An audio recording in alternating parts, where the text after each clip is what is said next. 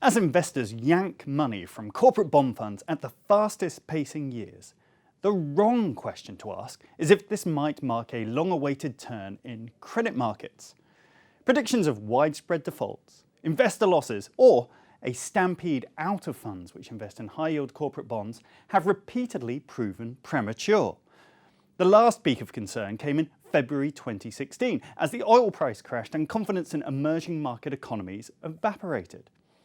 Yet since then, the US junk bond market has been a money-making machine, reliably delivering profits as the so-called spread, the difference in borrowing costs between the government and highly indebted companies, has shrunk. November is on track to be only the fourth money-losing month since, judged by the excess investment return from holding corporate bonds instead of treasuries. Profits in the good months have outweighed any losses so far. A better question then is, what opportunities are on offer? What is the potential return set against well-publicised risks of losses when the market turns down again? The answer is not much, if past peaks are a guide.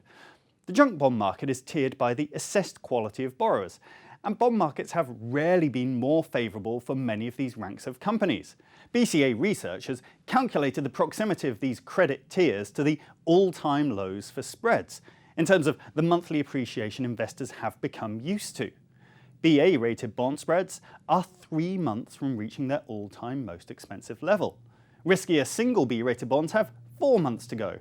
Stepping down to C-rated, the market can experience another 5 months of average spread tightening, but records can be broken, of course.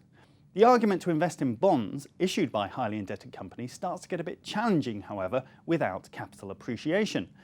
Assume spreads stay where they are and default losses are 1% in the next year. The expected excess return over equivalent treasuries would be 2.6%, BCA calculates.